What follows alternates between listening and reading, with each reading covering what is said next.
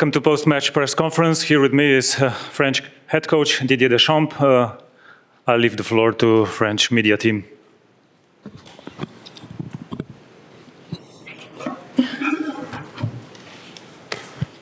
Bonsoir Didier, Baptiste Després, Le Figaro. Good evening, Didier.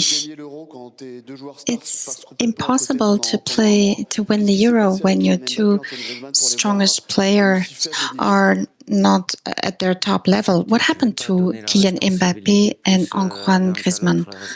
Well, I'm not going to pass on the responsibility to one or another. I am the one in charge. I'm the one responsible. First of all, due to the end of their season. On top of that, Kylian suffered a trauma.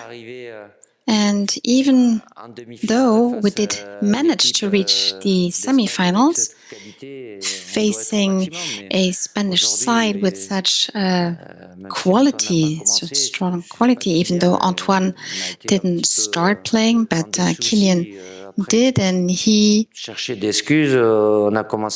didn't perform as well as he usually does. I'm not looking for any excuses. We started the preparation. We didn't have Aurélien. Adrien got injured. Upamecano arrived in a difficult physical condition. So we tried to do our best with what we had, and we tried to be as efficient as possible. La marche était un peu plus haute, même si on a eu le bonheur d'ouvrir le score. Bon, en 4 minutes. It was great because we were able to open the score. Et évidemment, dans le jeu, cette équipe d'Espagne a beaucoup de. And the Spanish side does master the game better. We didn't perform so well. We didn't manage to play so vertically as I would have wished. We did push all the way to the end. And I will not say that my players did not give it all. But they did not all play at 100% of their capacities for this Euros for several reasons. You went very far in this Euros up to the semi-finals, but after each match you had to hear about the quality of your game, the fact that France found it hard to score. Do you think this is logical, and were these signs of what could happen tonight? Well, I'm not here to commentate criticisms or debate. You may talk about anything you wish, no problem. I'm not going to talk about this.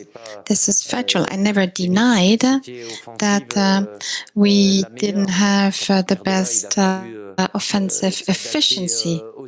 From there on, we also had to adapt.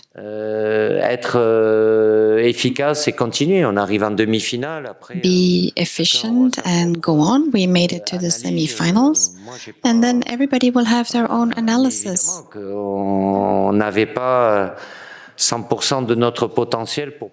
didn't have 100% of our potential to do what we wanted to do, and this for different reasons.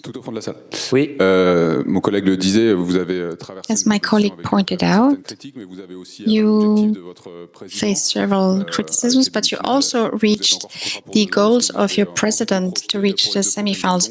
Your contract lasts for another 2 years. Can you see yourself going up until the World Cup? Well, I just lost the semi-final. Do you really think, just ask my president. I respect you. Please try and respect people who also have responsibility. I'm saying this in a very calm manner. What happened, happened. I am here to answer your questions. I am not going to answer to this one, but you know the situation very well, and you know very well what my president thinks. Maybe you shouldn't even have asked me this question. Good evening, Didier. Juste devant. Juste petite question sur la décision de A question on the decision that Kylian Mbappé decided not to play with his face mask. How was this decision taken, and how can you explain this? Because this will be the summary of these Euros. The inefficiency in front of the goal, whether it's Kylian or Theo's, from what you could see throughout the competition, is it a mental issue, or is it, technically speaking, are your players too relaxed? How do you explain this? Well, regarding Kylian, wearing a face mask was not an easy task in terms of restricting his vision, and that was quite an inconvenience. The medical staff stated that there was a sufficient consolidation, and Kylian felt more at ease playing without a face mask. It's a little bit of everything. This offensive inefficiency stems from shots that are not on target, and it also depends on my players, and it can cause a blockage. You need to be as relaxed as possible when you perform this gesture, and you need to shoot on target. And this is what we were missing since the beginning of these Euros. Nevertheless, we made it to the semi-final, and today we did find a way to score this goal thanks to Kolo. But of course, it would have been better to have an efficiency like we've had up until now, but you have more space, and you can have more situations where you may need to manage things. And given that we weren't facing the situations, fortunately, my team defended very solidly with had occasions for shoots, and sometimes it's also the goalkeepers because the shots were not on target. English, please. From Norwegian NRK. How did you see the goal of Lamine Yamal, and do you think you should have defended better at that goal?